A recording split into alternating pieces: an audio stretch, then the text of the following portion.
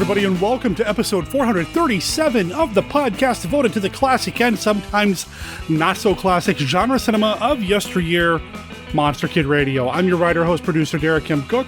I'd like to welcome you to the show. I'm excited to have you here this time around because I've got a really cool... I say this every week. Really. I do. The bottom line is this, and I think you guys and gals know this about me by now. I love all these movies. Even if it's a movie that might have some questionable production values, might not have the best acting, might have a limited script, might be made by people who really were probably better off selling fertilizer, I still find something to love and enjoy about these films. It's one of the things about being a monster kid, I think, that we are willing to accept movies that have monsters, that have these fantastic elements, and still find something to find joy in, even if it is something like, well, a movie in which the filmmakers probably would have been better off selling fertilizer. I just love all these films. Now, that all said, the movie that we're talking about this week, I didn't have to look too hard to find things that I liked about it. This is a really good flick, and it's from the 70s. I bring that up because here at Monster Kid Radio, we've talked a little bit about toe dipping into the 1970s, and sometimes I'm kind of resistant to that because I feel like once you get past 1968, the horror genre gets a little, more modern than most traditional Monster Kid fare. But, there are plenty of movies from the 70s and maybe even in the 80s and, dare I say, 90s that still have that Monster Kid quality. And this week's movie is one of those films. We're talking about 1973's Terror in the Wax Museum. This was a movie that I had not seen before. It was brought to my attention by friend of the show, fellow podcaster, and somebody who loves her pierogies, Kelly Hogaboom. She's going to be on the show here in a little bit to talk with me about Terror in the Wax Museum. That's not all that's happening this week. Of course, we've got another bedtime story from the amazing Professor Frenzy. That's coming up. Plus, Kenny's look at Famous Monsters of Filmland. Before we get into all of that, though, I want to go ahead and I want to address something that came up since the last week's episode. Last week, I finally presented the recording that I took of Dwight Kemper at Monster Bash earlier this year, in which he read his short story, Dysfunctio Cerebri. I was pretty pleased with how it turned out. I thought it sounded pretty good. I think Dwight's story is phenomenal. Really good read. And I managed to leave a flub in the final recording, and I apologize for that profusely. Dwight was actually the one who brought it to my attention, so, oh man, Dwight, I am so sorry that I left a little bit of a blooper in there. So, to correct this, not in this episode, but later this week on the Monster Kid Radio feed, I will be releasing Dwight's story again, this time properly edited, just as a standalone episode. So that'll be coming out probably sometime over the weekend. So stay tuned. Keep watching the Monster Kid Radio feed. It'll be coming your way. All right, let's get on to the rest of this episode. Please fasten your seatbelts and return your tray table to its upper. You know what? No. If you want to listen to this episode sans seatbelt, that's fine. I mean, unless you're driving, then you should be wearing. You know what? Let's just get on with it.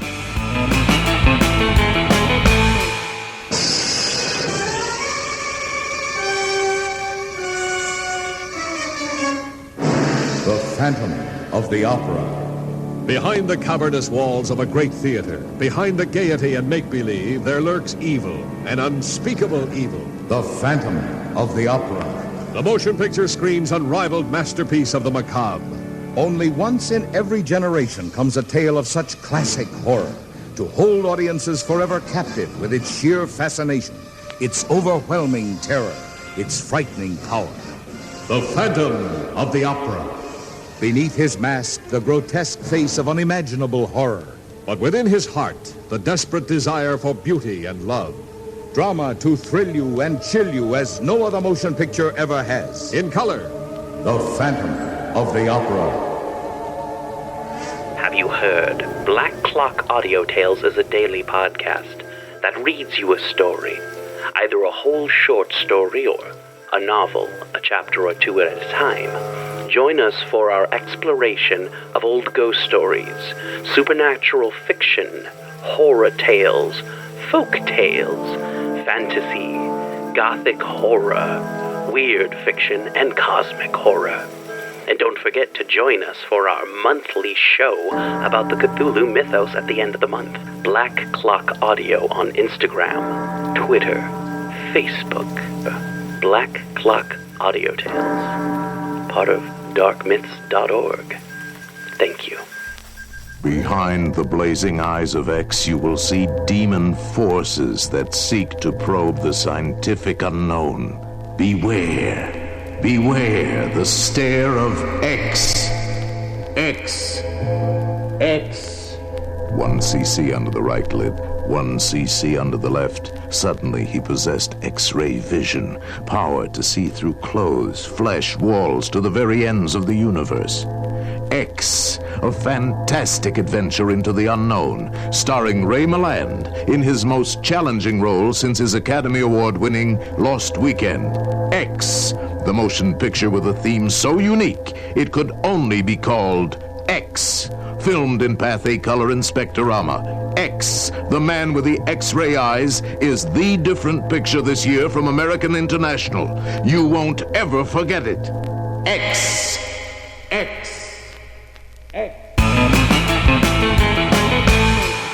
Professor Frenzy, it's a show. Professor Frenzy, show. Professor Frenzy, it's a show. Professor Frenzy, show. Welcome to Professor Frenzy's Bedtime Stories, created especially for Monster Kid Radio. My name is Jerry Green. In this segment, I'm going to tell you a story from EC Horror Comics. Today's story is Madness at Manderville. It is from Tales from the Crypt, number 18, the June-July issue from 1950. It was written by Bill Gaines and Al Feldstein, and the art was by Harvey Kurtzman. So sit back and relax while I tell this tale of madness. Mrs. Marion Mander gave the servants the night off to have dinner alone with her husband. She tells him that she feels as if something was changing in the way her thoughts worked ever since they lost their son Billy in an accident. She asked her husband Tom if he understood. Tom thought that making dinner was too much for her in her strained condition. She agreed, saying that her nerves were shot. Even their dog frightened Marion. Tom put her to bed with a sedative so she could sleep. Hours later, Marion woke up screaming about lights coming through the bedroom window. Tom looked outside but didn't see anything. The next morning, she said she heard a terrible wailing sound, but Tom did not. He was terribly worried about his wife's sanity. After a day at the office, Tom came home and thought she looked better, and the couple went to bed. In the middle of the night, Marion got up to get a drink of water, but was shocked to find a butcher knife soaked with blood on the bedroom floor. The pair followed the bloody trail and found their dog Rusty dead with his throat cut. Marion believed she was going mad, and Tom promised to have Dr. Brenner over first thing in the morning. When the doctor arrived, they explained the situation to him. Brenner said that it's a very dangerous situation and anyone that has these symptoms should be committed. Tom drove his wife to the sanitarium, where Mrs. Mander signed commitment papers. Tom insisted on the best care possible for his poor wife. But when it came time to take the patient into their care, they came for Tom Mander, not Marion. "Are you mad?" Tom cried. "You're making a terrible mistake." It turns out that the doctor discovered the lights and wail that Marion reported did happen, according to the Mander's neighbors. It was Mr. Mander that wasn't perceiving reality correctly. While Marion was under a nervous strain, it was Tom's mind that had snapped. The end.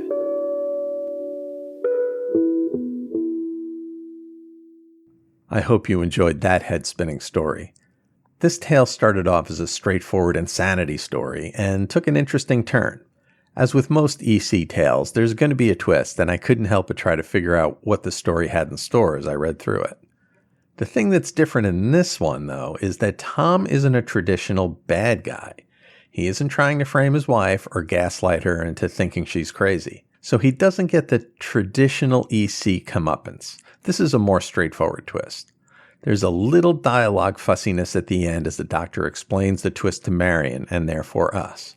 Kurtzman's art is usually pretty simple, but he knows when to crank up the drama. There's a scene where Marion is frightened of the lights in the bedroom window. She looks terrified. The scene where the couple find the butcher knife has the knife ominously in the foreground, while Tom embraces his wife in the background. Not only is it a good artistic panel, it's good story pacing. If you're interested in a copy of Tales from the Crypt Volume 1, the book can be purchased on Amazon, and you can find a link to buy it on the MKR website. I hope you enjoyed the story. My name is Jerry Green, and you can find me on my podcast, The Professor Frenzy Show, where we talk about new indie comics, and Bat Books for Beginners, where we talk about historical Batman and Bat Family comics. You can also catch me on Twitter at Professor Frenzy and search for Professor Frenzy on YouTube, where you can find The Professor Frenzy Show and some exciting projects we have coming up. Stay tuned, and thanks for listening. Professor Frenzy, it's a show. Professor Frenzy, show. Professor Frenzy, it's a show. Professor Frenzy.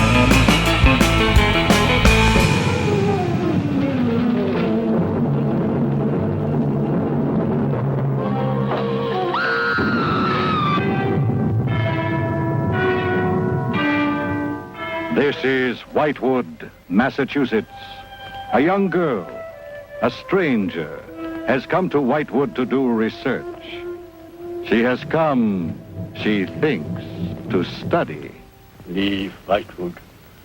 Leave Whitewood tonight. I beg of you. Leave before it is too late. In spite of this warning, the girl lingers on.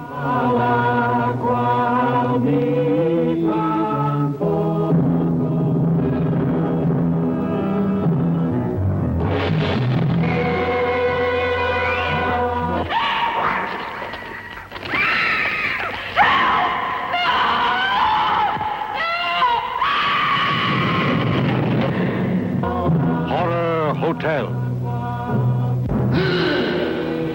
The guests are over 300 years old. Human blood keeps them alive forever. Marlowe.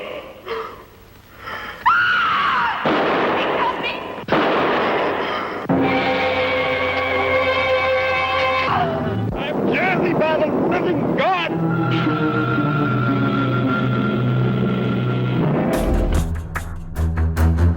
Vampires, werewolves, zombies.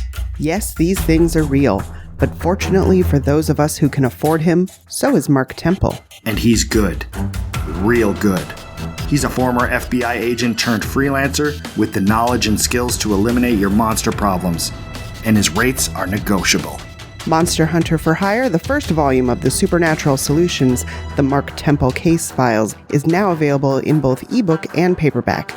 Go to tinyurl.com/monsterhuntertemple to buy your copy of Derek M. Cook's latest book. Read about Mark Temple, the experienced professional now available to rid you of your supernatural, ghoulish, and monstrous pests. That's tinyurl.com/monsterhuntertemple. And don't worry, Mark Temple is discreet.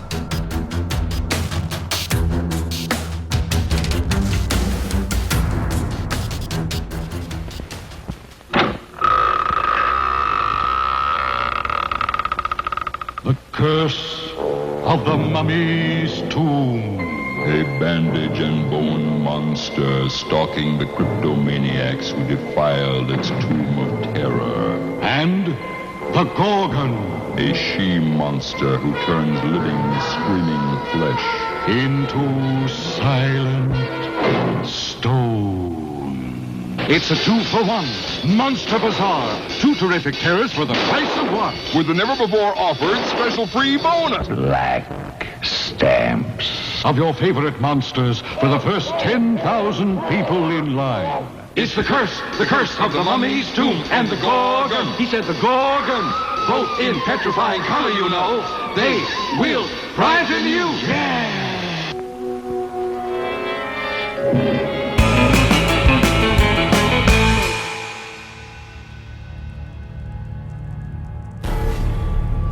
Oh, ladies and gentlemen, we are getting to that most wonderful time of the year, the month of October, the month of Halloween, the month of all things fall and all things great and warm and fuzzy and just wonderful. All the wonderful things that we care about when it comes to being a monster kid is happening in October. And for years, I've made no secret that I view the H.P. Lovecraft Film Festival and CthulhuCon as kind of the official start of the Halloween season for me. It happens the first weekend of October, and it's happening again this year, October 4th, 5th, and 6th at the Hollywood Theater here in Portland, Oregon. I really recommend that you get your hands on your tickets as soon as possible because they almost always sell out. You can find out more about the festival at hplfilmfestival.com. Of course, I'll make sure there's a link in the show notes. Some things that you as a monster kid might care about when it comes to the Lovecraft Film Festival.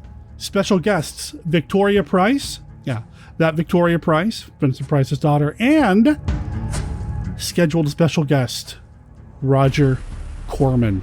He's signed up to be there as well. And wow, I can't wait for this year's festival. I've had a chance to meet Victoria. She is wonderful. I've talked about her on the show before. If you're a longtime listener of the show, you know what this woman means to me. She's just amazing. Roger Corman, I've never had a chance to meet, and I'm really looking forward to meeting him as well. And, you know, I'm hesitant to say this because it was mentioned this past weekend at the HP Lovecraft Film Festival preview presentation at the Rose City Comic Con. But Brian and Gwen Callahan, the people who run the show, have been a little cagey when they talk about what's coming to this year's festival. I mean, some movies have been announced. They are going to be showing The Haunted Palace, which has me extremely excited, and Color Out of Space, the new adaptation from director Richard Stanley starring Nicolas Cage.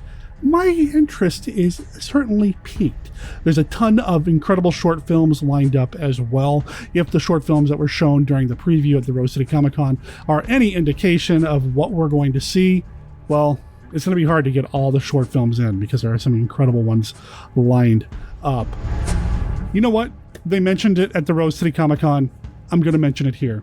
As the presentation was wrapping up, Brian and Gwen Callahan wanted to give away some free t-shirts. They also run Psycho Graphics, where they make t-shirts and baby doll tees and other shirts. Everything has to do with like Halloween and horror and, you know, ancient Egypt, occult type stuff, Lovecraft, Cthulhu, all of it. And to give away the t-shirts, they were asking trivia questions, mostly about Lovecraft, which seemed appropriate. Now, the Haunted Palace came up as the answer to a particular question. I don't remember the exact question, but it was the answer, which led into another question that Brian asked towards the end there. And the question was basically, you know, the Haunted Palace starred Vincent Price. Well, Vincent Price was in another movie with another director, and the seats were buzzing. What was the name of the process involved with that film? The film, of course, being The Tingler. And, oh, by the way, Brian says, we're going to be showing that at the Hollywood during the Lovecraft Film Festival with Percepto in place. I shouted from the back of the room, really? Because, man, that's going to be awesome. I almost had an opportunity to experience The Tingler with Percepto a couple years ago because the Hollywood Theater was going to bring it in. Completely independent of the Lovecraft thing, they were just going to show The Tingler and they were going to rig up all the seats. But last minute, the devices they needed to rig up the seats didn't arrive, so they started giving refunds on tickets, and I did ask for a refund because as much as I love the movie, really the draw was having the theater shock my bottom, so to speak, while The Tingler was playing on screen. Knowing that they're trying to do it now with the Lovecraft Film Festival, man, fingers and tentacles crossed that everything gets put in place for it because, oh man, oh, whoa, it's going to be awesome. Oh, I don't think I've ever seen a William Castle movie in the theater with the gimmick in place. I mean, outside of the gimmicks that are actually part of the film, things like the punishment pole in Mr. Sardonicus, that sort of thing. So this ought to be fun. I'm really looking forward to it. Another reason I'm looking forward to this year's Lovecraft Film Festival, Dominique Lampsey is going to be doing a presentation on the wardrobe of the Roger Corman directed Poe cycle of films. That's going to be sweet. Chris McMillan will be moderating a panel that has to do with the, well, what ifs behind whether or not Roger Corman had made more Lovecraft adaptations after he made The Haunted Palace. And we will be recording an episode of Monster Kid Radio live. I know I always bring my recorder and I always get content, but this time around, we're actually going to be doing it in front of a live, not really in a studio, but still pretty darn special audience at the Lovecraft Film Festival. What day will that be happening? I don't know. They haven't announced the official schedule yet, but it is happening, well, in about 3 weeks' time. So if you're in the area, you know the drill. Look me up. I'd love to meet you. In addition, I just got a lot to share here, but I'm excited because in addition to this, the Dark Arbor Lodge, which is a group here in Portland, will be presenting Innsmouth, a one-night Lovecraftian art event. It is happening October 4th at Sam's Billiards from 4 to 9 p.m., $10 to get in. And basically what this is a walk through the story of Shadow over Innsmouth. It's an immersive art show. You're going to see incredible artwork, you're going to experience an incredible atmosphere, and you're going to hear some pretty cool sounds because somebody I know whose name rhymes with Sherrick Shem Shook is designing the sound. So if you're interested in knowing more about that, go to innsmouthportland.com. That's where you can learn more. And just to kind of tell you a little bit more about who's involved, Charles Babbage, he's been here on the show before. He's an incredible artist. Chris Wallace, the man behind the effects of the Gremlins. Randy Bowen, yeah, that Randy Bowen, the guy who used to be Bowen Designs. Back in the late 90s, he was designing mini busts for Marvel Comics. I probably have a couple tucked away in my closet back in the guest room. Should probably dig them out and make a video about them for my Comicstalgia YouTube channel. But these are just some of the artists that are going to be involved. You can learn more about all the artists that are going to be involved by going to the events website again. That is innsmouthportland.com. Of course, you can find links to all of this in the show notes at monsterkidradio.net.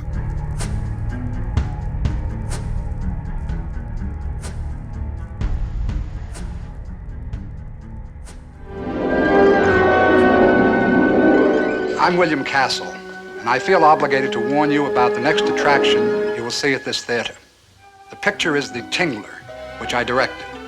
And for the first time in motion picture history, members of the audience, including you, will actually play a part in the picture. You will feel some of the physical reactions, the shocking sensations experienced by the actors on the screen. I guarantee that The Tingler has more shocks per minute than my last film, The House on Haunted Hill. But don't be alarmed. You can protect yourself.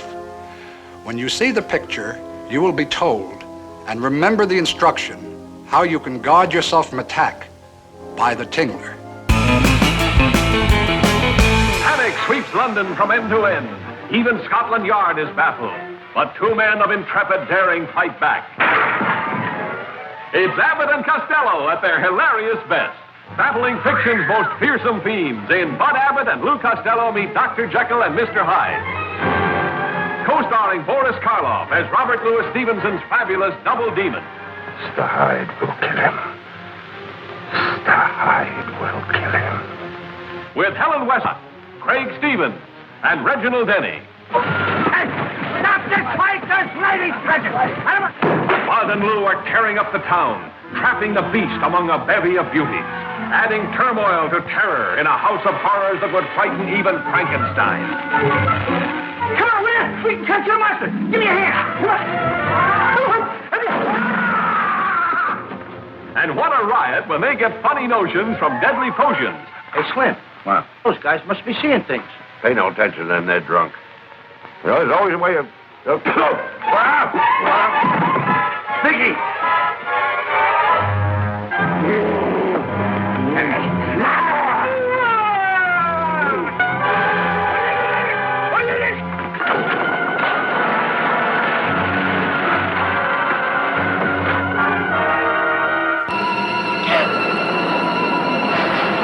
The mind of man is the servant of evil.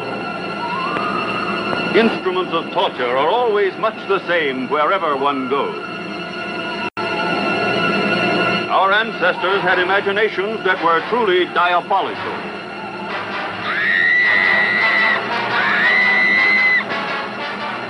The Virgin of Nuremberg, the most efficacious instrument of torture.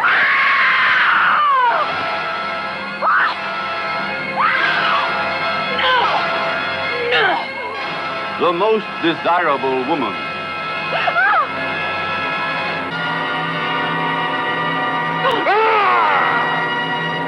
Terrible Punisher of the Virgin of Nuremberg.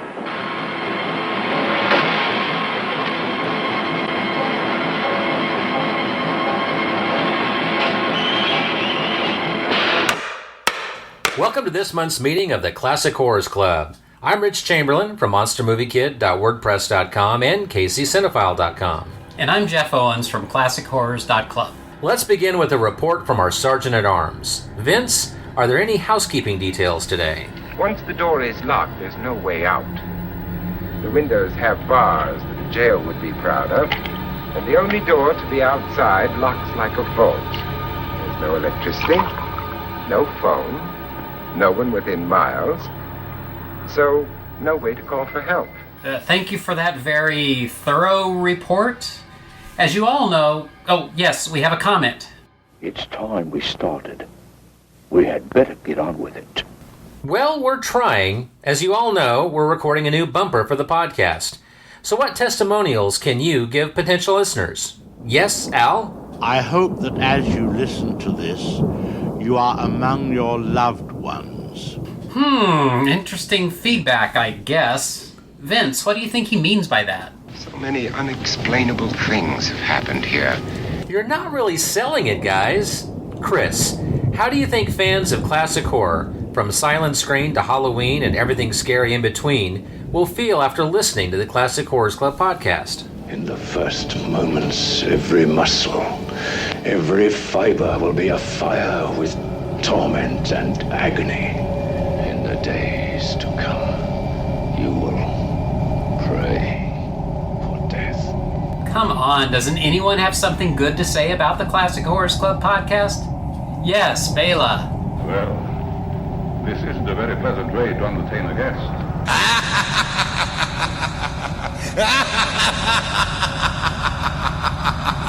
At least someone's having fun. Let's adjourn on a high note. Al, would you like to sign us out? This concludes our Danse Macabre. Eloquent as usual, thank you. Please join us for the next monthly episode of the Classic Horrors Club podcast, available where all fine podcasts are found.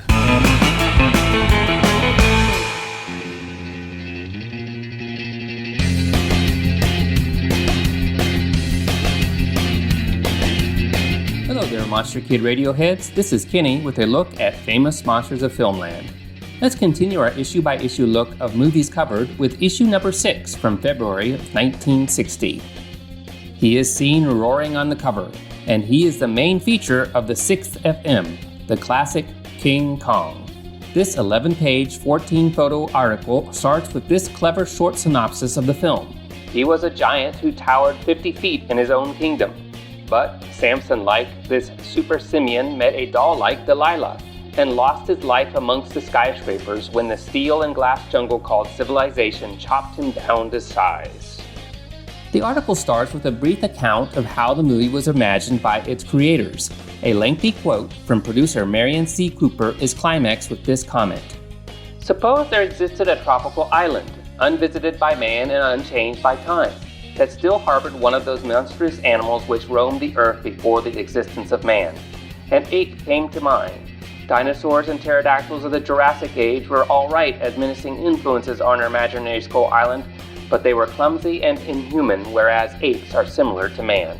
The article continues. So a gorilla, 8 times normal height, grew in the mind of Cooper and his associate, Ernest B. Shozak.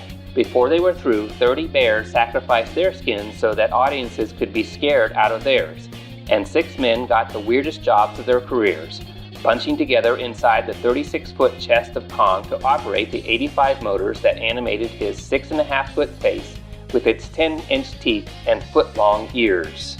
We then read about some of the details of the production, focusing on the work of animator Willis O'Brien.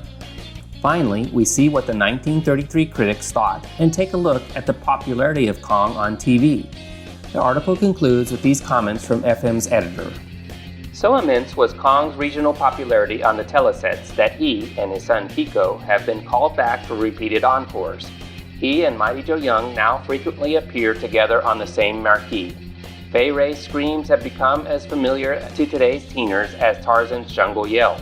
Save this article for 15 years and see if what I predict isn't true. That boys and girls just being born this year in 1975 will accept trips to the moon and Mars matter-of-factly, but will still get a bong out of King Kong. And you know something, chums? That gray-haired old gentleman there in the audience, applauding with the rest and with a tear in his eye as we watch Kong die. That may very well be me. So don't be shy about coming over to speak to me and let me know how you liked the 100th issue of Famous Monsters. Right after the article, we have a new item available from Captain Company, a King Kong bank. For only $2, you can own an 8-inch Kong, which would hold $20 of coins. King Kong has been mentioned many times on Monster Kid Radio, but got the full MKR treatment in episode 68 with Chris McMillan, and it was also covered in number 355, also with Chris and Dominique Lamses. King Kong was the 22nd film covered by Monster Kid Radio. The only other film mentioned in issue 6 was George Powell's The Time Machine. Its preview covered 7 pages and included 9 photos, most featuring the monstrous Morlocks. It begins with this. What is time? A weekly magazine, some bright student answers. Give that goof-off time to cool off by staying after school 1 hour and writing on the blackboard 100 times. I'm a clocked-eyed cuckoo bird. Nor is time what you have on your hands when you have a watch on your wrist. The late, great Ray Cummings, who was at one time an assistant to Thomas Alva Edison himself, once defined time as what keeps everything from happening at once. The late, greatest H.G. Wells took time off from writing about the Invisible Man and Dr. Moreau's Island of the Lost Souls and the War of the Worlds to tell the terrifying tale of a traveler to the year 802,701. And Herbert George Wells' pal, George Powell, has put this remarkable adventure on celluloid. The article continues with a brief synopsis of the film, including details taken from H.G. Wells' book. The Time Machine was the 96th movie covered by Monster Kid Radio and features special guest Christopher Page. You can find it in the archive. It is episode 244. That's all for this week's look at Famous Monsters of Filmland. This is Kenny for MKR. We'll be back with more next week. Adios.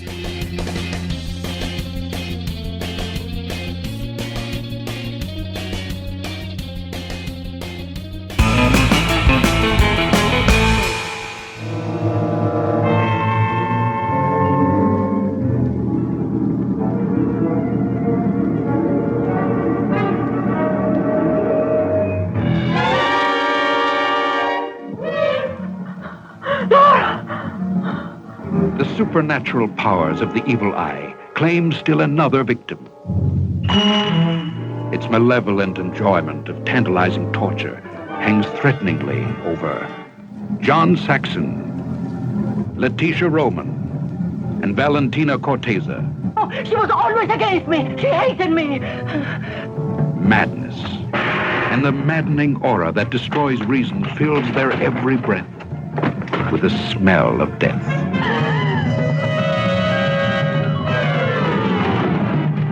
Miss Dawson, have you ever seen a murder before?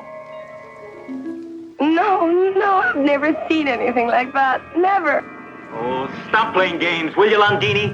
I don't know what you're trying to do, but I know that you're involved in this. Perhaps Nora has seen the killer. But how do we know that he hasn't seen her? The evil eye, like relentless tides, reaches out for them. And they defiantly hold ecstasy and horror in their arms and touch lips with terror, while the evil eye watches their every kiss and invades their subconscious.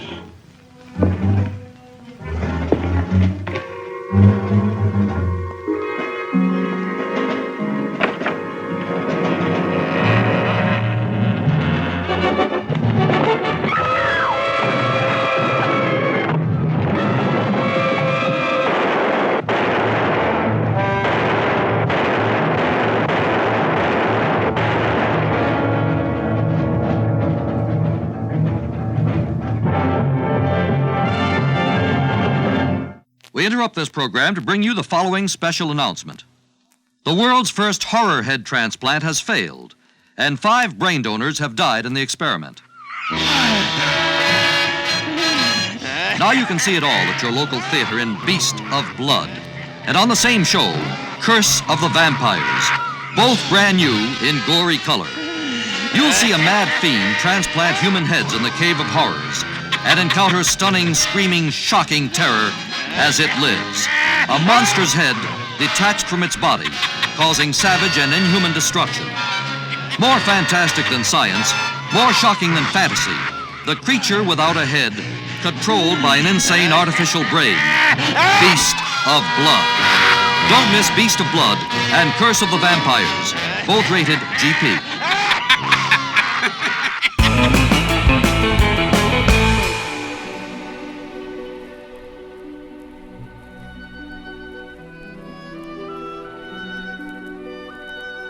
This is Count Vlad, but you may recognize me by my more familiar name, Count Dracula, and I'm here to offer you a friendly warning.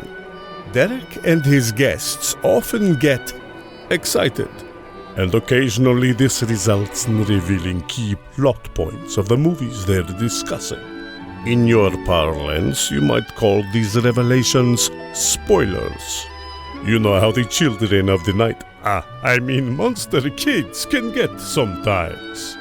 So consider yourself warned, and don't come begging to me to kill them for their transgressions afterward. I have more pressing issues to take care of, like that pesky Van Helsing. I love movies set in wax museums, and to find another one that I had never even heard of is kind of exciting. And when Kelly Hogaboom from B-Movie BFFs mentioned this one to me or asked me about this one, I thought, you know what? I got to look at it, I got to watch it, and I got to have Kelly on the show to talk about it. How's it going? It's going good. How are you? I'm good. It's been a long time since we've had you on the show. It has, yes. It was B-Movie BFFs, and I will make sure there's a link in the show notes to that at bmoviebffs.com. So make sure that listeners can check that out. It's a blog where you talk about, well, B-movies. So, yes. We had you on the show a while back to talk about The Man with the X-Ray Eyes. Yes, we did. Because you're a fan of Ray Milland. I am a big fan of Ray Milland, and I'm going to discipline myself today because there are a lot of amazing actors in the film we're going to discuss, and I do not want to focus on just the one, but I am like OG Ray Milland fan. Love him. You know, when I had you on the show before, like right beforehand, I went on a reading binge trying to find anything I could find about Ray. And I have his autobiography here. Oh, cool. But I never read it. Yeah. Well, it's hard. There's some, I mean, I don't know how you find the time to do all that you do. So, well, sleep is for the weak. Yeah. Yeah. Put that on the back burner for sure. There's no downside. Exactly. Yeah. I mean, I have the book, and when I bought it at the used bookstore, I didn't know this, but when I got it home, somebody had actually cut out Ray's obituary and put it in the book as well, which I don't know I don't know if that makes it a better thing, or I don't know, it's sad. Either way. I need to read the book, though, because I do like everything I've seen him in. I just don't know very much about him. Yeah. Yeah. He had quite a career. And of course, in our sort of wheelhouse, people are always talking about his sort of end of career films. But when you go looking, I mean, he just had some amazing work under his belt. I mean, one of my favorite movies with him is Panic in Year Zero. I just love that film. And he directed that too, I think, didn't he? I think that was his first directorial. No, I think that might have been A Man Alone, the Western. So, yeah, but I believe you're right. Yeah, I mean, he directed, he acted, he won an Oscar. I mean, he's the man. Yes. And he elevates anything that he's in. I think so.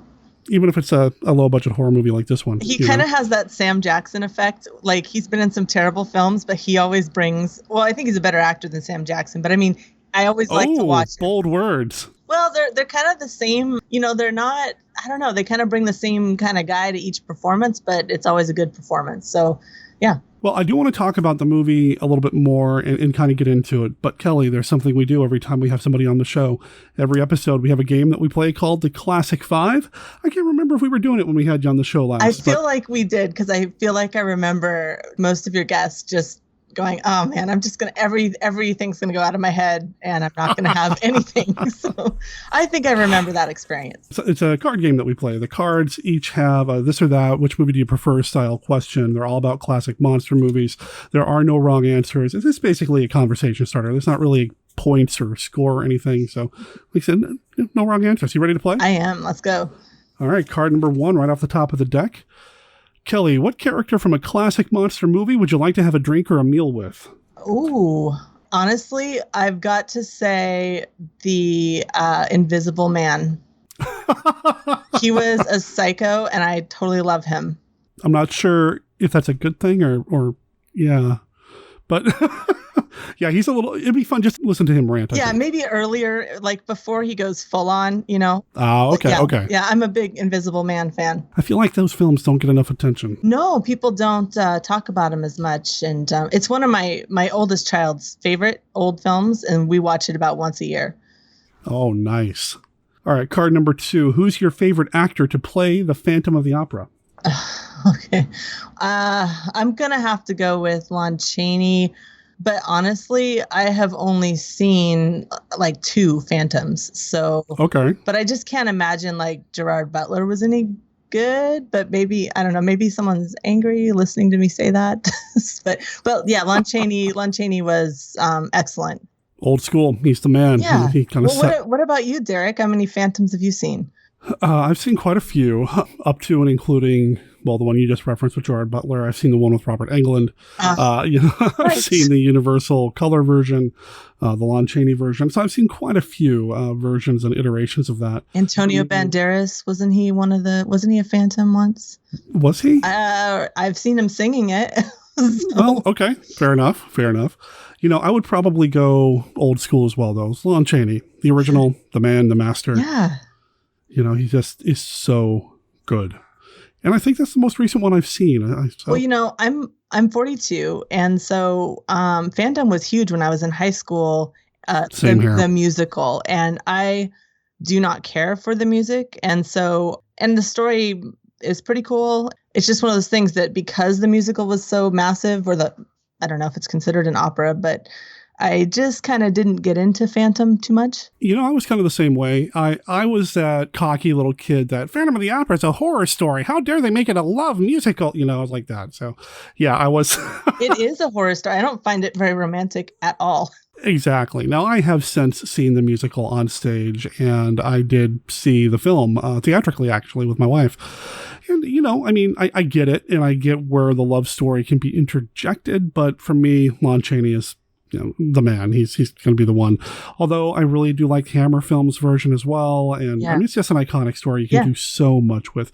It's funny you mentioned Gerard Butler, because in a recording that I just did with somebody else, he did Phantom of the Opera. A few years before that, he was Dracula. Right. Now, I was really hopeful that meant we had a dashing leading man who was charismatic and all the women loved him, and he'd continue to do these iconic horror figures. Yeah. Now, he didn't, but it would have been great. I didn't see him as Dracula either, and I find myself wondering if he's able to mask his Scottish accent or not. He's a handsome guy. He's been in some cool films, but I don't think of him as an incredibly, I hope he doesn't listen to your podcast. I'd hate to be on Gerard Butler. He's so cute, but I don't think of him as like a super, I don't know. So I didn't see him as Dracula, but maybe I should try that out. I haven't watched that movie in years, so I don't remember an accent or not. Right. Yeah. And anyway, this game is really a conversation starter, and this is exactly what happened. Let's get back to it.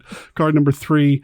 What classic monster movie would you like to see as an animated remake? Oh, wow. That's a great... honestly, I would say Dracula. I'm a big freakish fan of the book. And I'll watch any Dracula project, and I think that animation could serve that story pretty well. That could be a lot of fun. I'm sure he's been in some stuff, Scooby-Doo stuff, but yeah, I'm not the most animated. I don't watch a lot of animated films. I'm just a huge Dracula person. So right on. You were talking about the book. I just started reading a book called Powers of Darkness, the lost version of Dracula. Are you familiar with that? In 1900, the book Dracula was translated into Icelandic in Iceland, and they changed the story. And in Powers of Darkness, they retranslated it back to English, and it's fascinating. It's the same story that we know, but there's like 4 new characters and extended sequences here, and other things are dropped there. In the introduction, it's implied that Van Helsing was based on a real person, that he was a real guy. Wow. It's really, really interesting that they that they did it this way. And there's questions as to whether or not Bram Stoker actually knew about it. The introduction is signed by B.S. And they're like, well, is that really Bram Stoker? Sounds Or like did they yes. say? Yeah, exactly. But yes, fascinating book. Came out a few years ago. Highly recommend it. Cool. I actually wrote that down. I might have to check that one out. Right on. All right, card number 4. Who's your favorite giant monster? King Kong or Godzilla? Oh, Godzilla, 1,000%. Yeah? No hesitation. Yeah. I've never connected with King Kong. I'm enjoying the concept. I think we're going to get some more King Kong coming up. Skull Island here, we just had that. That was fun. But I'm a big Godzilla fan. Do you have a favorite Godzilla film? The first one's my favorite. And I will tell you, so I avoid trailers at all costs when possible. And I just sat through Shazam, which I enjoyed. And they had a Godzilla trailer, and I literally stuck my fingers in my ears and closed my eyes because and it's going to be really hard to not see images from the upcoming film, but that's my plan anyway. So, yeah. But the original is great. I didn't mind the 2014 that we just had. So that's kind of why I'm looking forward to the one in, I think it's May that it's coming out. I think so, yeah. And I'm also looking forward to that. It's got Charles Dance in it, who also played the Phantom, actually. I love at one him. point. Yeah, Charles Dance played the Phantom of the Opera in a TV movie version of the musical, but it was completely different music because they couldn't get the rights Oh, wow. to what was done on stage. But yeah, it's got Charles Dance in it, and then the little girl who played Eleven, Yes. Billy Bobby Brown. Right. Is that it? She's probably not a little girl anymore, but yes. Well, yeah. that's true. Yeah. Yeah, I think I know a couple of the actors in it. I was listening to Monster Kid Radio, and you started to describe a Rodan moment, and in the trailer, and I went la la la and stuck my fingers like. Oh no! No, it's okay. I didn't hear anything, but yeah, it looks great, and I mean, I have 2 teen boys, and so I know people don't like remakes and redos, but for me, and having children, it's pretty cool because we'll watch a newer film and talk about the first film and go back and watch that. And that's just been really an awesome part of parenting, frankly. Right on. Well, that's a parenting win, it sounds like. That's awesome. Yeah, when it comes to remakes, I've tried over the years to choke back the automatic gag reflex that I have to, remake, no, it's terrible. But with things like Godzilla or some of these other characters and all that, really, I don't know if it's really a bad thing that they are getting reintroduced in new films. Well, it doesn't bother me because we always have the original. Right. But that said, you're going to laugh, but I haven't been able to watch the Point Break remake because I love the original so much. And I'm like, there's just no way I'm going to like it. I love the original so much, but I will watch it someday. I just know that I probably won't like it. So I don't mind remakes at all. I feel like if you love the original, you're probably not, a remake's probably not going to do it for you. And that's just part of it. But I find it fun. Yeah, exactly. Yeah. Anyway, I could go off on this whole tangent. Right. I'm going to dial it back in and ask you your final question. Kelly, what's your favorite classic 3D movie? Classic 3D movie. I'm drawing a blank. I feel like a lot of 3D movies aren't super classic. Well, take classic out of it then. Do you have a favorite monster or horror 3D film? Well, no, but I will say I can't think of one. I did just watch Jaws 3D, and it did suck as much as I remember from being. I'll give you an anti-answer. But no, I haven't seen a lot of older 3D films. I've seen a few newer ones, and that's about it. A creature alive today has survived millions of years of evolution. It lives to kill, a mindless eating machine that will attack and devour anything. One terrified you like nothing you have ever experienced when it captured your imagination and tapped your fear like no movie before it. Then, just when you thought it was safe to go back in the water, two continued the legend and spread the fear. Next summer, nature's most terrifying creature takes on an all-new dimension in an all-new adventure. And for the first time, the terror of Jaws will not stop at the edge of the screen. Well, Jaws 3D was the first Jaws I saw. Oh, I'm sorry. I saw it in the theater, as part of a kind of sort of double feature with the James Bond movie Octopussy. Oh, well, at least you got something good out of the deal. That was quite the movie going experience. Okay, well, you know what? Let's pick another card then. Oh, no. Let's see. No, it's okay. This is fun. This is fun. We'll pick another card. Okay, how about this? What's your favorite Bela Lugosi role? Oh, I loved the Black Cat so much. Like, so much. So I'm going to go with that. So good. Yes, it is. So good. Yeah.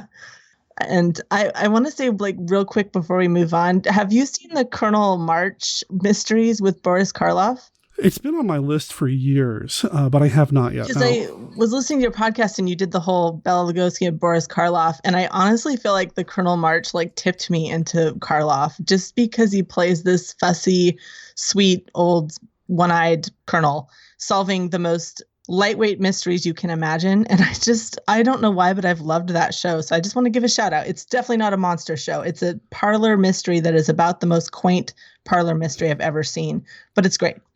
It's got Karloff in does. it. So, you mentioned the big three, the big saints, the patron saints of Monster Kid Radio, Karloff, Lugosi, Agar. Doesn't matter. They always have a home here on MKR. Yeah. Doesn't matter. Rightfully so. I mean, not saying I'm going to cover like she wore a yellow ribbon because John Agar was in it, but still, I'm just saying, Yes, well, this is not a monster Karloff. And I guess maybe that's why I was so pleased, because I think I'd only seen him as a creep. So it was pretty cool to run across those. I'll have to check him out and track him down. I know his daughter was a fan of him, and Sarah did mention them to me more than once when I met her several years ago. So one of these days, I'll check him out and track him down. It was a BBC series, wasn't it? I don't know. I mean, I know it's British, but no, it's on Amazon Prime. And is it? Okay, that was my next question. Yeah, I just kind of stumbled across it. And like I said, I mean, these are really simple little mysteries. There's nothing, it's not at any kind of level, intellectual level, but it's just a sweet little show. And he's just very sweet in it. And there's lots of Tweed, and you know how I feel about Tweed. So yeah, it's great.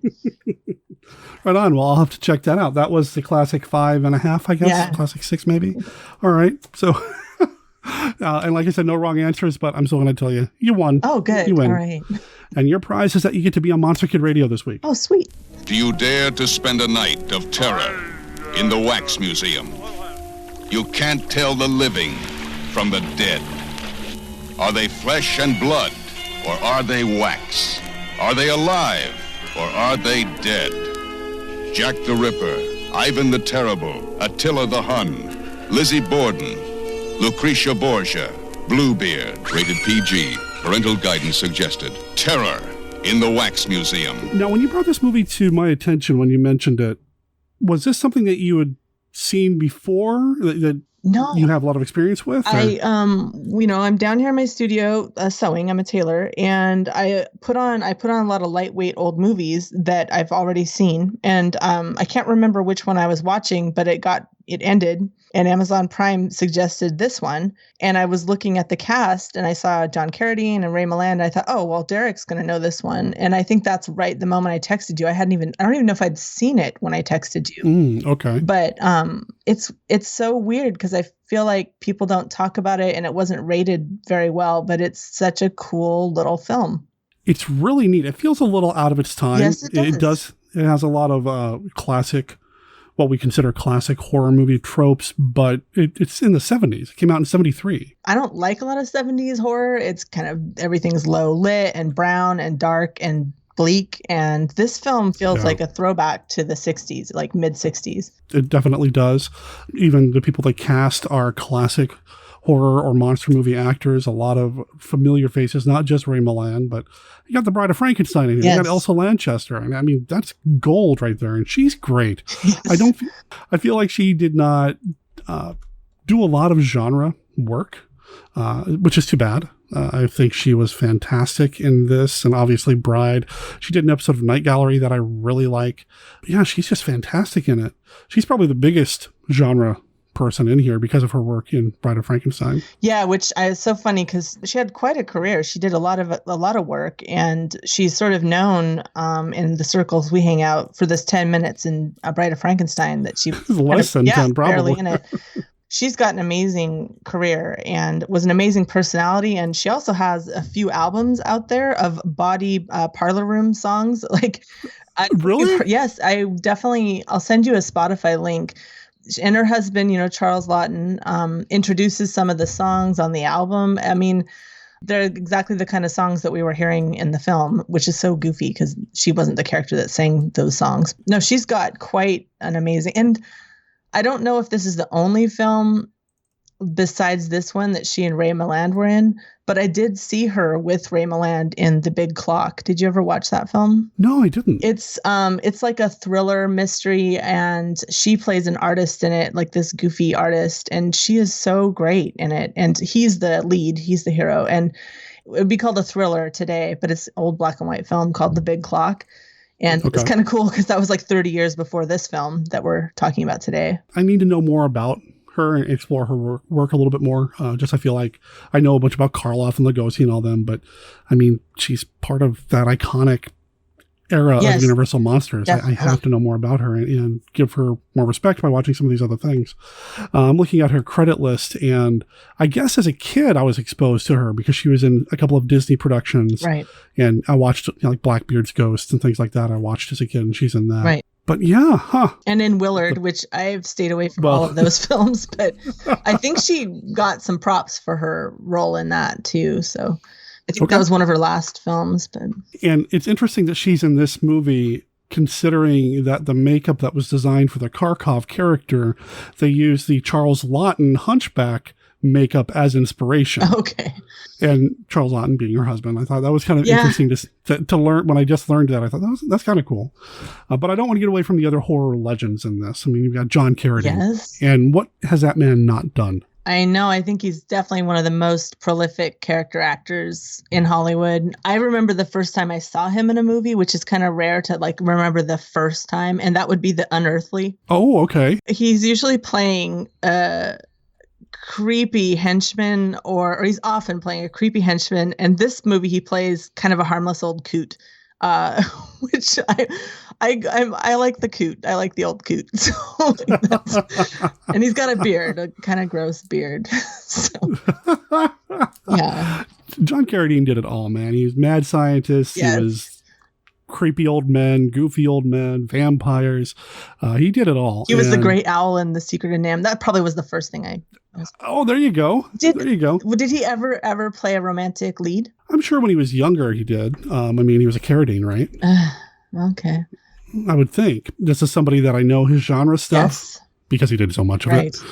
And he never turned it down. I never got the impression that he looked down on horror or genre work. In fact, towards the end of his career, a lot of it was just people casting him because they liked him in the horror movies. So I appreciate a working actor, just taking the roles. I don't look down on that at all.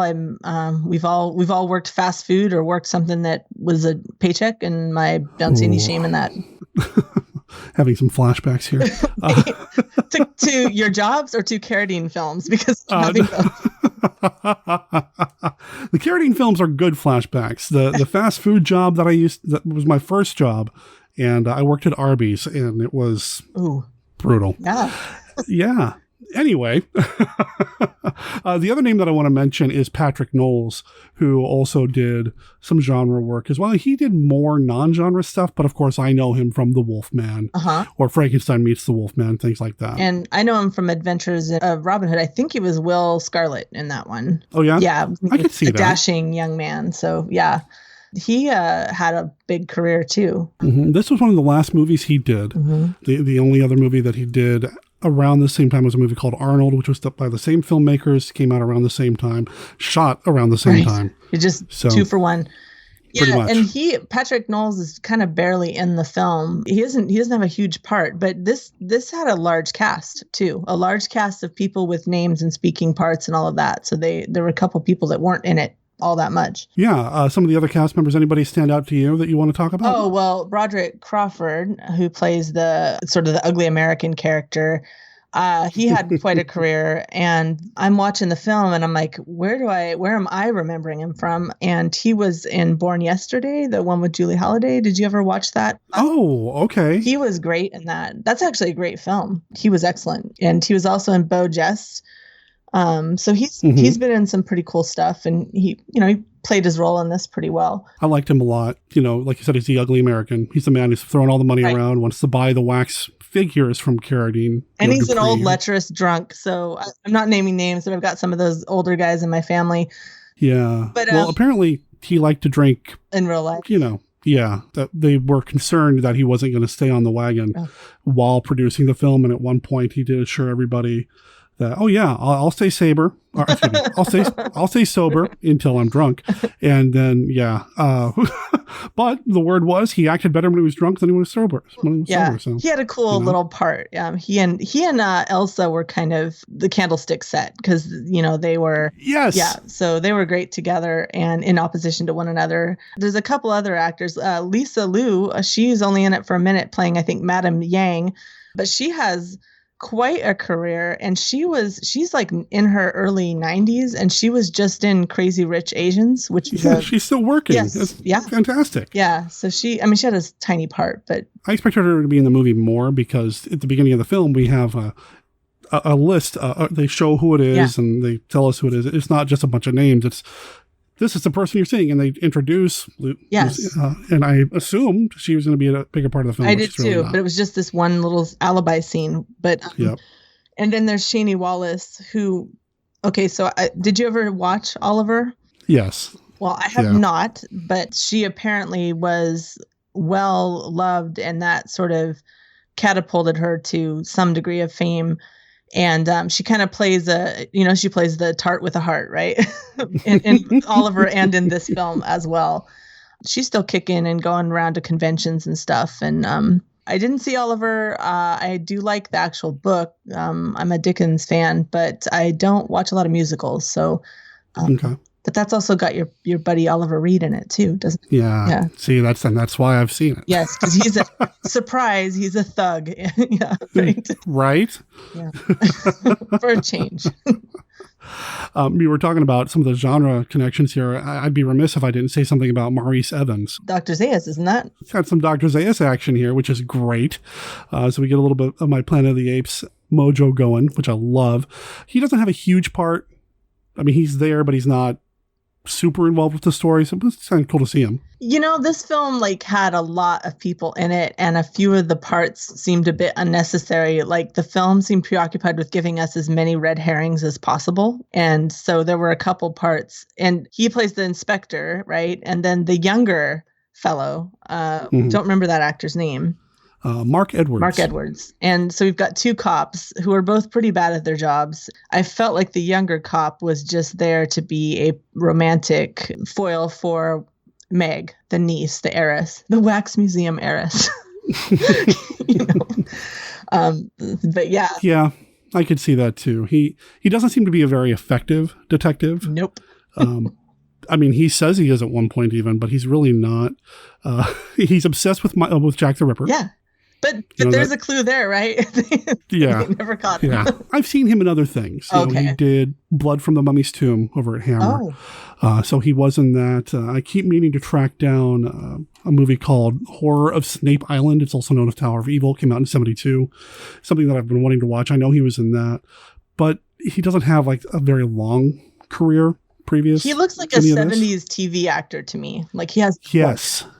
Yes. He's got a great coat in this film. I'm always noticing the clothes. I like his coat. As long as I've been doing this show and I start watching these movies with a more critical eye, when I interact with people like you or Dominique Lamzey's, I can't help but think about the clothing, the tailoring, the gowns, all this stuff, because you guys are both into the costuming side of things and the clothing side of things. And like you said, you're a tailor. And it does make me enjoy these movies on a different level. I think the costumes of this were fun. They were, although Kharkov's outfit is abysmal. I mean, he's wearing a stripy sort of pre-Freddy Krueger sweater that is made of a fabric that would not have existed at that time. But yeah, no, the costumes. I thought the sets were pretty cute, actually. They were small, but kind of well crafted. My husband watched it with me last night. He's like, oh, it's like a play. I was like, yeah, it's kind of got that parochial look to it. I could see this one being adapted as a play. I mean, more so than the other two big Wax Museum movies. I could see this one being turned into a play for sure. Yeah, it could definitely function well. Well, you mentioned Kharkov, so I want to talk about him real quick. He's our hunchbacked assistant, basically. He's our Charles Bronson as Igor in the House of Wax film. He's the kind of the helper. He can't really speak. He can't really see. He can't really hear. But Dupree, played by Carradine, took pity upon him and brought him into the House of Wax or the Museum of Wax to do, well, whatever. To live in the cellar, sleeping on a pile of rags. He's a very kind beneficiary there. So he lives like under a grate and like sticks his hand out. I can look up girls' skirts, which was the first thing I thought is like, this is not charming. This is creepy. Yeah, the Kharkov part is portrayed with total insensitivity to the human being that he is. Mm-hmm. But he lives in the cellar. I mean, the two museum owners, Ray Milland and John Carradine, take care of him. Lori, the music hall gal, she's very sweet to him. Yeah, he can't see, he can't hear, he can't speak, and he's got a totally comically disfigured face. It's a little over the top. It is a little. The actor's name is Stephen Marlowe. Did a lot of television work and that sort of thing. The makeup was done by somebody whose name I don't think I really come across before. Mm.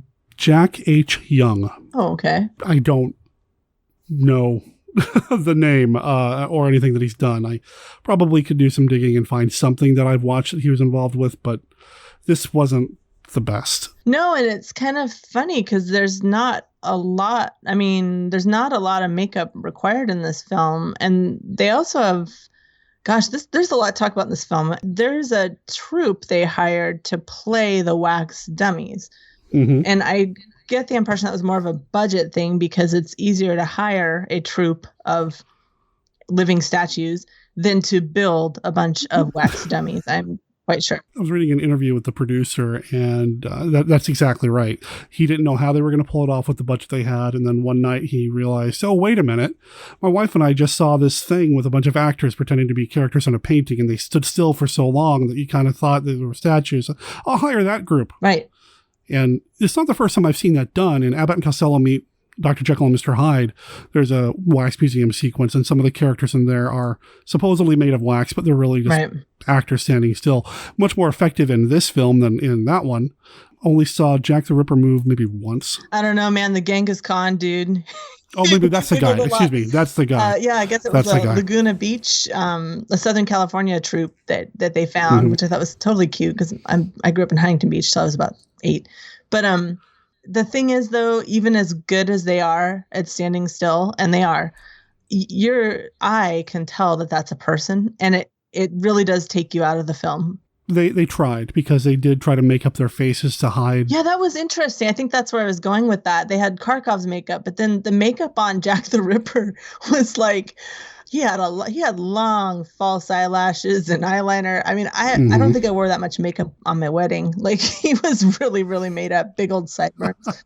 But yeah, the amount of makeup on the wax figures was a little odd. Yeah, this was actually, of the 3 Wax Museum movies, this one didn't have any wax figures at all. Right. House of Wax and Mystery of the Wax Museum, they had some actual wax figures, but this one, nothing. It's all people, and that's it. Yeah. And like just tiny little tangent, they need to make more horror movies in wax museums because there have been a handful, Tourist Trap, and I personally love Waxwork from the 80s. The 2 Waxworks movies are actually a lot of fun. They are super fun. Yeah. And then of course we had the House of Wax remake, but I wasn't going to mention that. Speaking of remakes, right. But there still needs to be like a chill 20 more wax, because wax dummies are freaky. Like, they are just freaky. There's that uncanny valley effect. It's just really weird. Right. It's like mannequin. Why do we have so many horror movies that take place with a mannequin shop? And yet I don't get enough of my wax dummies. You know what I'm saying? It's not fair. We need more wax museum films for sure. And we are long overdue, because Mystery of the Wax Museum was 33. 20 years later, House of Wax, 53. And then this one, 20 years after that, 73. We are long overdue. We are. It's time. Someone filmmakers. Out there. Yeah. Right. Or Chris Mim or Josh Kennedy. Somebody make me a Wax Museum movie. Yes, Christopher Mim. He can do it. No, I'm sure he could. And he will. Either one of them. Yeah. Get that Kickstarter now, and then, yeah. But there is something real creepy and kind of unnerving, and I think part of it's the uncanny valley effect. Yeah. A little bit. But, yeah, there just needs to be more of it. And the way this set is put together, unlike House of Wax, I keep making comparisons to House of Wax because I think that's probably the most prominent of those three. Mm-hmm. Unlike House of Wax, this one starts with the figures being killers. Yeah. We don't start with, oh, here's my Marie Antoinette or anything like that. Nope, we go straight to Genghis Khan, Jack the Ripper, Lizzie Borden, all the big ones. Yeah, you're right. But that's what sells. That's what brought people in. The very first scene, Carradine strips a woman nude and slides her into the vat. And the film has these clever moments where it misdirects you a tiny bit, because that first scene, you think that he is a murderer and that's a woman. And I think it was obviously a real actress. And then it's revealed that she's a dummy and she wasn't. And he even says things like, oh, she wasn't perfect. So, I've got to throw her in the vat. It's revealed that he's just a kindly, albeit creepy, a kindly old man who makes wax dummies. And that was just a wax dummy. But that first scene had that creep effect. And there were a lot of little bits of misdirection in this film. Like the very end scene has some misdirection that I thought was pretty well done. So, sure. And he's hanging out with Kharkov and they're having a little chit chat. And then pretty soon, John Carradine gets murdered, right? The Dupree. Mm-hmm. Yeah, this is after he's had a vision of all the figures coming to life and that sort of thing. And he, again, it's a holdover from House of Wax where he views these figures, these creations as his children and that sort of thing. So when they turn on him, he's like, oh, no, I'm sorry. I'm not going to sell. No, I didn't mean it. Which I thought was, I felt bad for the guy. It's like, he's going to die. Yeah. Yeah, one way or another, right? And it's going to suck for him, and it's going to be at the hands of one of his wax figures of somehow. Right. But yeah, he does get murdered inside the wax museum. There's nobody else seen coming in or going out. The doors are locked. It's a mystery. Right. And then I want to say about 20 minutes into the film, we have all of our characters assembled, which are the two police officers, the lawyer, Patrick Knowles. You've got Julia, played by Lanchester. She's the old biddy guardian of Meg. Meg had the worst part. Meg was not given much to work with here. She's just a sweet young woman who is supposedly inheriting a wax museum. And then you've got Flexner.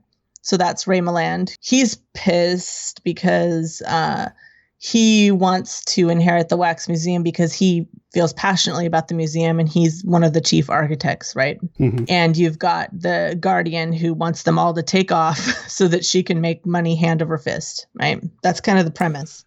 Yeah, Julia, Elsa Lanchester's Julia is very, doesn't really spend a lot of time mourning the death of Dupree. It's like, well, he got killed. The body's not even in the ground yet. Yes, but business. I'm gonna make some money. Business will be good. Yep. And she's like, put Kharkov in an institution, and then they lock him up. They tell her, well, he works for real cheap. She's like, oh, he can stay. She's a jerk, right? And then we've got the American, that's Crawford. And he's, for some reason, is fixated on purchasing all of these figures and taking them to America. And he and Flexner have a falling out because he says, well, you can come with me if you want. And Flexner's like, no, like I don't want to have to leave. This is my life's work. And so we've instantly got a bunch of suspects and a bunch of grudges, right? Oh, and Lori, the music hall woman next door who Crawford's kind of got a crush on, but also there's several scenes of her strolling down the foggy Victorian streets. Right. Mm-hmm. So you're just, I really hope they wouldn't do the incredibly cliched murder the streetwalker. But of course they did eventually get to that. But she's kind of a sweet character. I liked her. She's built on a stereotype, right? The streetwalker, the prostitute with a heart of gold, that sort of thing. But she's so fun to watch. She's performed to the hilt. It was great. She stands up to Crawford a few times in a way that I thought was pretty cool. It was well written. And there's so many people in this film because there's the landlord too. Sure. The sweet old landlord is played by Lewis Hayward. I don't think we talked about him, but he had quite a career as well in the 40s, and he and Laurie worked together. God, there are a lot of people in this movie. The movie's kind of structured like your typical murder mystery where you've got a whole bunch of people, somebody gets killed, who did it? Well, people start falling, dropping like flies as the story continues, as we narrow down the cast and suspect list. And I did appreciate that with the story structure and the way it's all kind of put together. I feel like every character was fairly well defined. Yeah. And you kind of knew who they all were. I did struggle a little bit with, I think, Patrick Knowles' character, I felt could have used a little bit more. Yeah, he just kind of shows up a couple times. Yeah. He kind of is inserted into the scenes. But I feel like at the end of the film, there are 3 main suspects, and he's one of them. So he was put in there to be one of the final suspects, is kind of how I took it. Exactly. So the first person to die after Carradine's body is the American, right?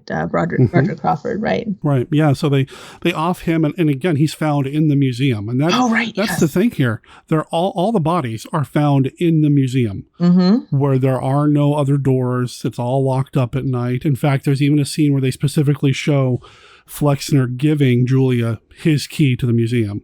Right. So that's a thing that's mentioned and set up before the murders start happening. It gets kind of scary and creepy because how are these bodies turning up in here unless it's somebody who's in the building? But if it's already locked up and Ray doesn't have a key anymore, Right. Meg has a dream where she's being chased by the wax figures, and she wakes up, stands up, she's all rattled, and boom, there's her uncle like standing there in the flesh, and she screams again, and Elsa comes running. And so there's some either, and at this stage, it's like, is it a supernatural thing that's happening, or is it a plot, right? And I was wondering if they were going to go supernatural with it, because we have seen the wax figures move a few times. And was it a dream or not?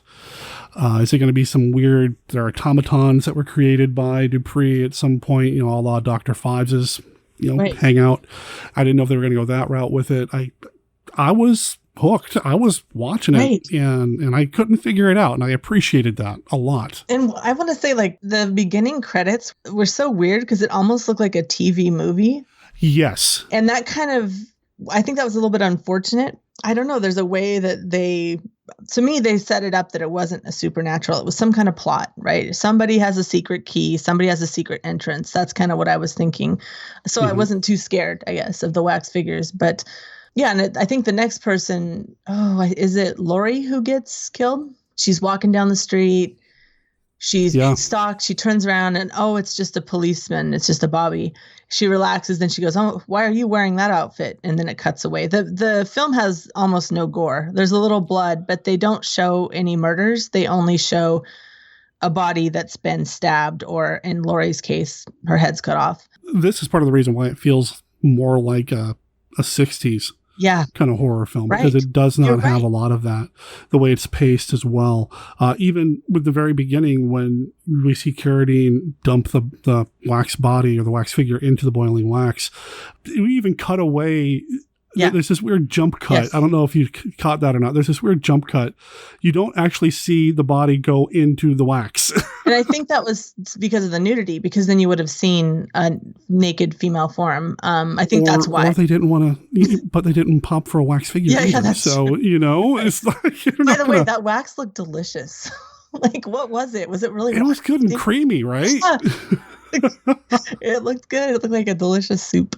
But I don't know. I bet it was like only about 6 inches deep. It had a false bottom, whatever was in there, because that was a big old hot tub full of wax. Yeah. So Lori, they find her headless at the Marie Antoinette exhibit, correct? They find her correct. There. Mm-hmm. Meg is so funny because Meg has discovered 2 bodies at this point, but she has no ability. She has no peripheral vision. She has no, because she walks down a flight of stairs for like 5 minutes and then sees that Crawford's got a huge sword in his body.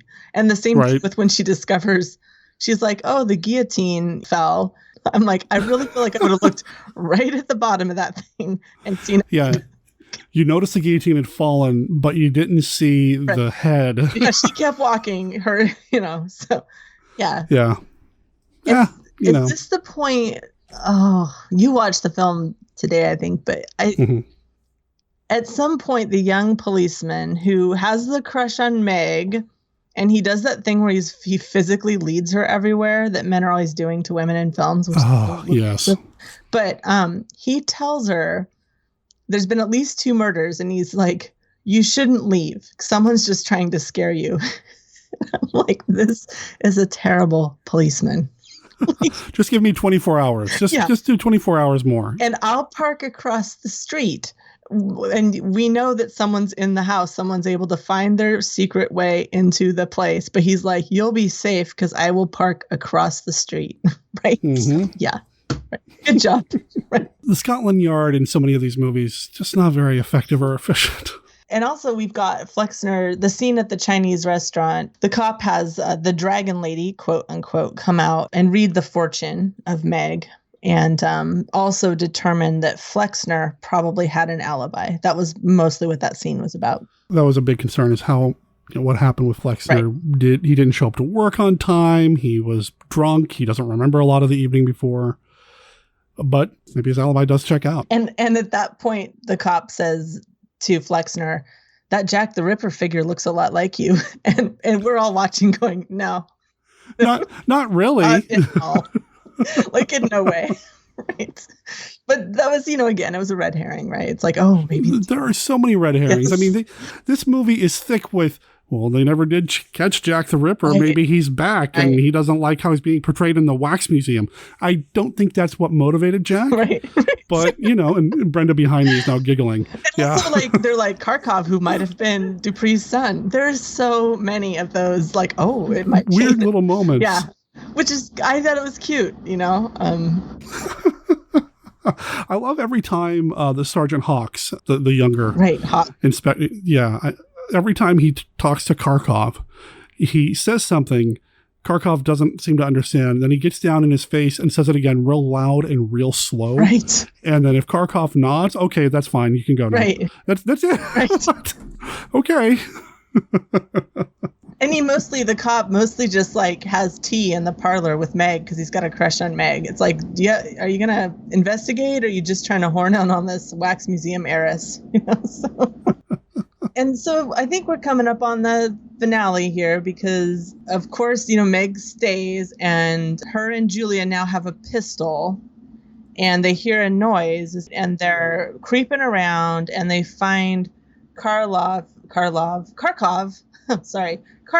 incapacitated in the basement. Mm-hmm. And then boom, Jack the Ripper jumps out. Meg either faints Elsa faints. Yeah, Elsa faints. Drops the gun. And that was a cute comedic moment, right? Because she had taken the gun from Meg and said, this needs a steady hand. And then she's out. She passes out. Jack the Ripper seems to be wanting to chuck Meg in that wax. That's his plan. And Kharkov and Jack the Ripper have a little tussle. The film unceremoniously just murders Kharkov, just like they did with Laurie, right? I was really surprised by that. That shocked me. I wasn't, because I feel like they had so many cast members that they just picked off a few extras. And that's kind of why because Laurie got killed for no reason too. And that's true. So they chucked Kharkov in the wax, which I was like, boo. And finally, Hawks busts in. I don't know where he was before in the carriage. Yeah, man, she even goes outside to check the cab, and he's not there. So is he the one killing everybody? Exactly. Really? So he and Jack the Ripper and Jack the Ripper's stunt double have quite a fight upstairs. And finally, Jack the Ripper gets impaled on a end of an axe. He's dead. And this was a cute little scene. Hawks reaches down, pulls the mask off Jack the Ripper, and they don't show you who's underneath. And then they move to the next morning, and the two police officers who, in my opinion, have not earned the right to act like they solved the case, but they explain the case, and they explain it in a way to where you think it's Flexner or the lawyer. That's kind of what I thought was cool about that scene, because they say, he didn't want the museum sold, and that's why he had to kill Dupree, and that's why he killed the American. And Laurie saw him, so that's why he killed Laurie, right? Right, that's the implication. And Flexner was seen in the pub next door telling the American very loudly, I'm going to stop you. Mm-hmm. So, I mean, it's all leading towards, it's Flexner. And that he's not in the final scene is real telling. I think they're trying to make us think it's him. Right. Like I said, or the lawyer. I like the reveal at the end. Me too. I did like the reveal at the end and the way they did it, although it's really creepy. That we're going to recreate the previous owner's death scene for his very own wax museum. And I know earlier Flexner's like, well, he would have liked it. Yes. He liked this kind of thing. I don't know. Yeah, a little tacky for sure. but it's going to sell tickets. So there's some real silly moments, like you said, that are just a little like, that's a stretch.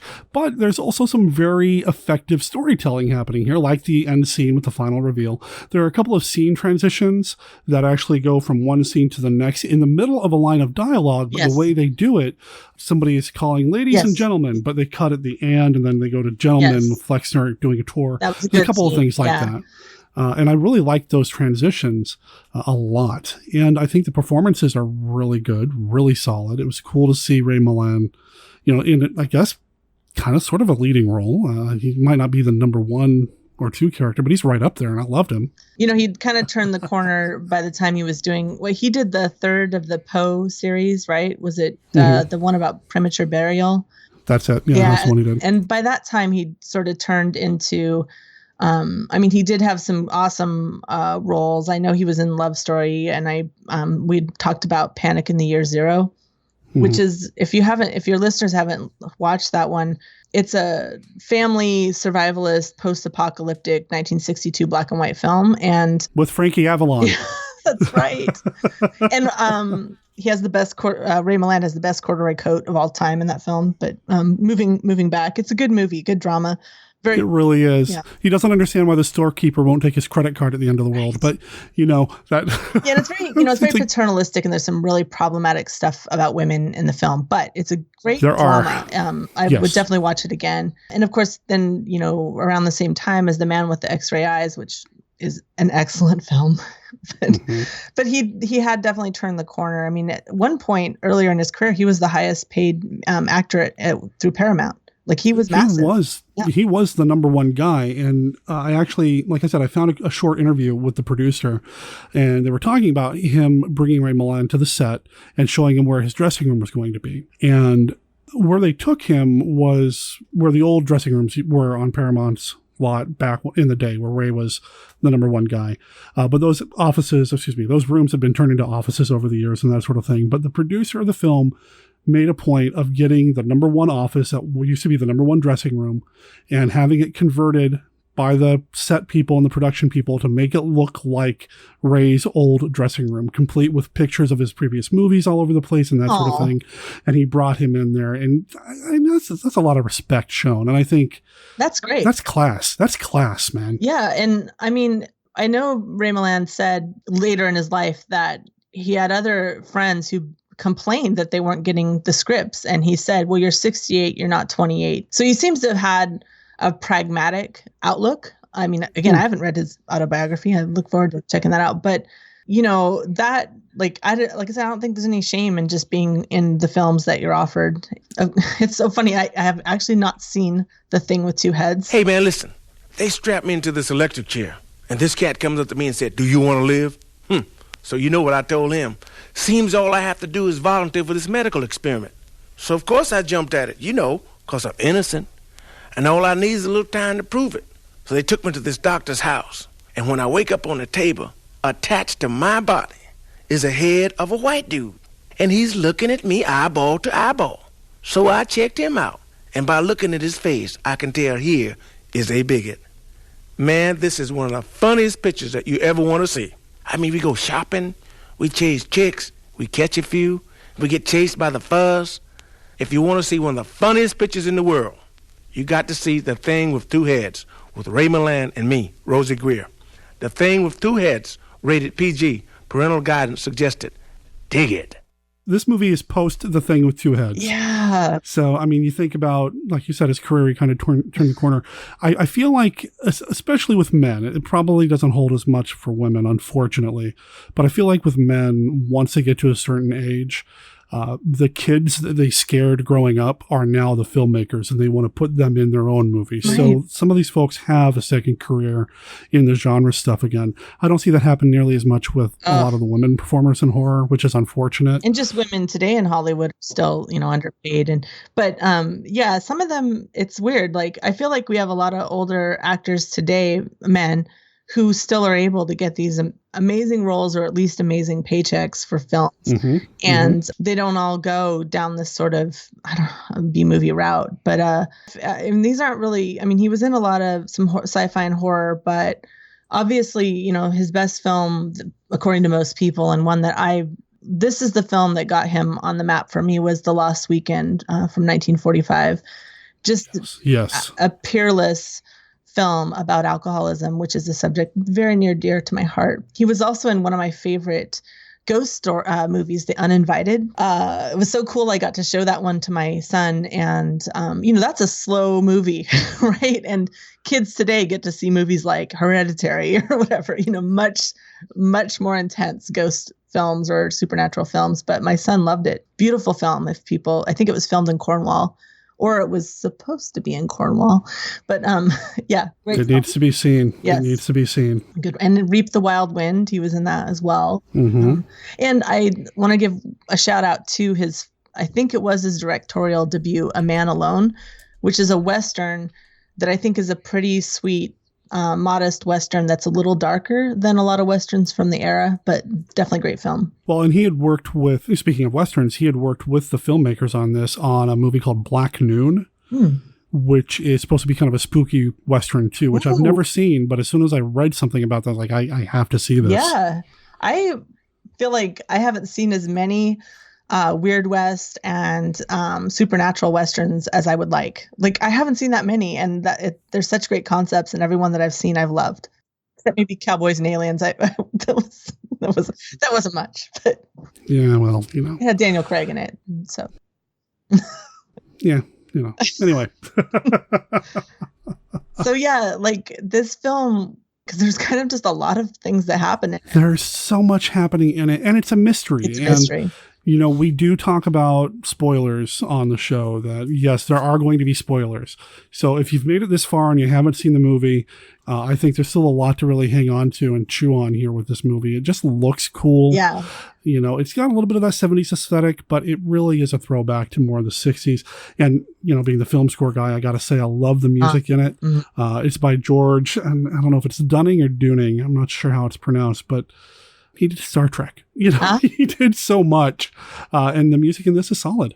I think I just really like the look of these soundstage sets and the fog machine and these little, I'm sure you've talked about City of the Dead / Horror Hotel. Yeah. But that's kind of like one of my favorite as far as was that Amicus? I can't remember. Not quite. It was the company that was going to become Amicus. Yeah, almost. Yeah. Almost. But, it's the same people, but they hadn't come up with that. There's something just like thrilling about those kinds of sets for me. And this isn't on peer with that, but it still is the really well crafted small sets. And I liked the atmosphere quite a bit. That's part of why I feel like this could be turned into a play really easily. Yeah, it could. Yeah. I don't know who's got the rights to this, but you're missing out if you haven't done it yet. The last thing, the poster was not great. I wonder, like, 'cause sometimes a film for me, if a film has a great poster, I'll watch it without knowing anything else. The poster, it said something like Kharkov is on his way, and it deliberately spelled it Karkoff. So it was definitely trying to trick people into thinking that Karloff was in the film. Because Kharkov in the movie is spelled with a V, not 2 Fs. So I thought that was pretty funny. Yeah, a little on the nose. Yeah. But, you gotta get people in the theater somehow. That's right. I guess. Get their butts. It did seem odd, and they do really imply that he's the one doing it. It's like, right. I didn't. Out of everyone, I didn't suspect him once. I don't know. No, neither did I. He did not seem sinister at all. Absolutely not. Yeah, I didn't think it was him at all. It could have been anyone else, right? Right? Yeah. Overall, I really dug it. I watched it on Amazon Prime, so if you have Amazon Prime, you have access to it, and I would highly recommend it. And I'm so glad that Kelly brought it into my life. Well, thanks, Derek. It was a fun little find, and especially if you're a fan of those actors, definitely yeah. Oh, and there's a riff tracks of it, which I didn't even know. And is there? Yes, okay. And so I look forward to checking that out. But yeah, it was a fun film, definitely a mystery, not really a horror film, but yeah. Well, let's not wait nearly as long as we did this time to have you back on the show at some point. I love chatting monster movies with you, movies with you in general. When I bumped into you a couple months back here for, was it House of Wax that we saw? Yes. No. That was it House of Wax? Yeah. It was House on Haunted Hill. House on Haunted Hill. And in Portland, packed theater. I'm sure you've mentioned on the podcast, but it was so cool to meet you in person. Derek and I only live about 2.5 hours away from each other. But I always knew we'd run into each other down there at some point. But it was at some point so it will cool. happen. Yeah, that was a great night. That was just so fun to see that film in a packed theater. I love that the takeaway was I got to meet Derek and not that I got to meet Victoria really Price. meet her.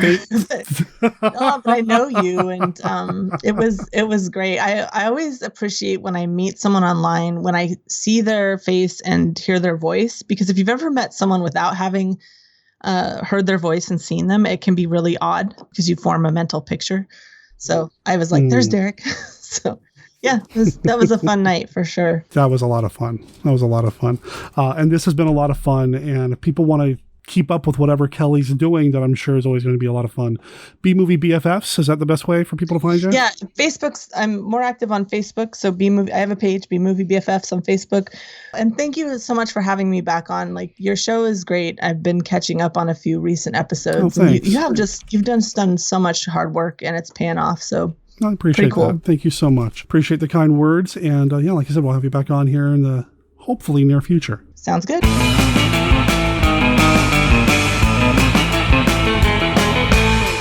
bbnbs.net is where you can catch up with Kelly and her co-host Tim over at Beauty, the Beast, and the Bees, a genre film cast. Check it out. I'll make sure there's a link in the show notes. I also reached out to Kelly before releasing this episode to ask if she had any other links she'd like to make sure I share with you guys and gals listening out there, and she gave me a link to her pierogi recipe, so there will be a link to that as well. And it is vegetarian. I'm vegetarian, and I really like pierogies, so if you want to get on my good side, I'm just saying. Anyway, Kelly's awesome. I really enjoyed having her on the show. She's somebody that I don't have on the show often enough. So Kelly, thank you for making the time, and we'll have you back on again sooner rather than later. Okay. And hey, you know what? It came up in the conversation with Kelly, the movie The Uninvited, starring Ray Milland. Well, check this out. If you're in the Portland, Oregon area, October 19th and 20th, it's showing at the Hollywood Theater. I'm going to do my best to be there. It's happening on Saturday and Sunday at 2 p.m. If you're going to go, let me know which day you'll be going, because that might help me decide which day I'm going to go.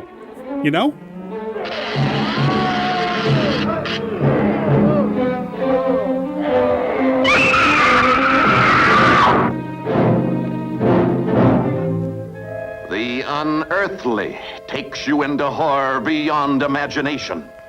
Starring John Carradine, a mad menace to humanity as the scientist possessed by a passion to remake people. Allison Hayes, the beauty slated to be his next victim. Now, my dear, tell me what's bothering you. I don't know, Doctor. I'm just frightened all the time. You mustn't be afraid, not of anything. I want you to have absolute confidence in me. Trust me implicitly. I have found out how now to add to the 16 existing glands a 17th. Artificially developed a new gland. What this gland does to this blonde beauty when it's electrolyted into her body is an experience in horror almost unbelievable. Now listen, you and Grace take the main road into town. Remember, stay in the shadows till you're clear of the house.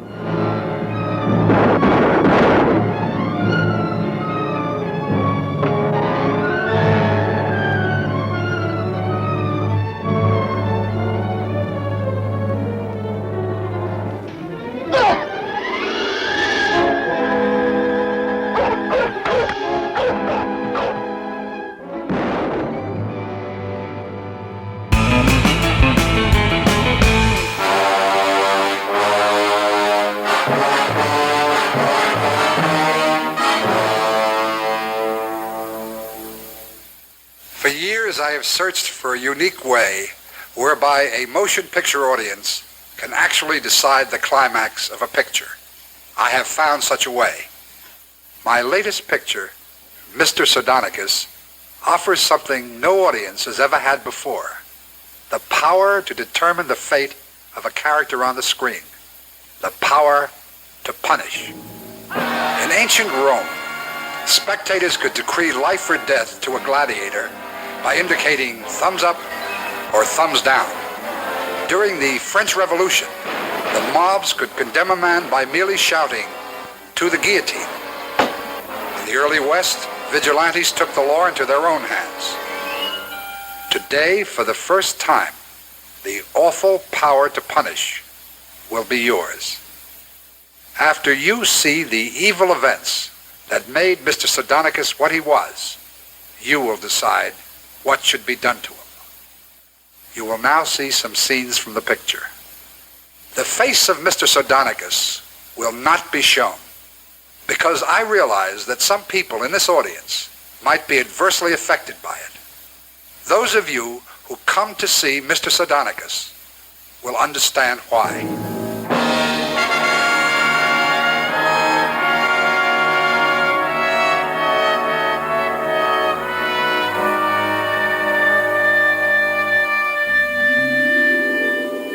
Mr. Sardonicus. What makes his name strike terror? Sardonicus? Why were you frightened? Sir, you would not understand. You are young. You do not yet have daughters. Why does his wife live in abject fear? If you do not heal him, he will punish me. Surely wouldn't beat you. His cleverness knows a more hideous torture. What strange attraction did young women have for him? What secrets are hidden behind his doors?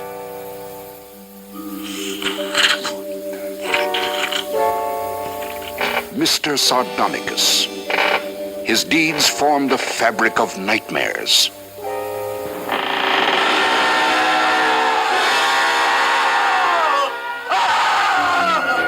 His face, the face of Sardonicus, can be described only in the eyes of its beholders.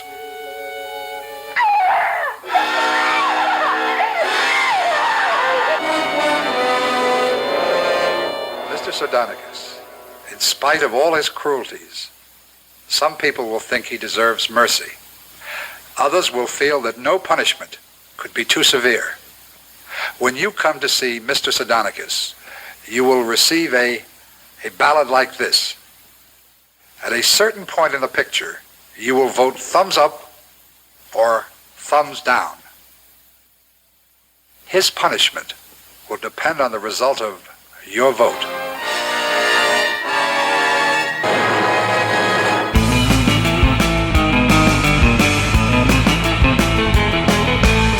Well, that brings us to the end of this episode of Monster Kid Radio. Thanks for being along for the ride for this one. Terror in the Wax Museum was a fun film to watch and an even more fun film to talk about with Kelly Hogaboom. So, Kelly, thank you. Big thanks to Professor Frenzy for providing yet another chilling bedtime story. Please check out the Professor Frenzy show over at professorfrenzy.com. Of course, Professor Frenzy's Bedtime Stories is copyright Jerry Green. And big thanks to Kenny for providing another really cool look at Famous Monsters of Filmland. And yeah, I know there are so many movies I haven't covered yet. I'll get to them all, I'm sure. If you want to learn more about anything that we've talked about here on the show, again, monsterkidradio.net is where you're going to want to go. That is the place to be. You're going to find links to our Facebook page, our Facebook group, and our Twitter, and you're going to find our contact information. We have an email address set up at monsterkidradio@gmail.com and a voicemail line at 503-479-5657. That's 503-479-5MK. Now, speaking of the email and the voicemail, I've received some listener feedback. I'm going to sit on them right now because I'm really hoping that Brenda's feeling well enough to join me in a future episode really, really soon. And we'll go over the email and kind of check in with her, see how she's doing, and go from there.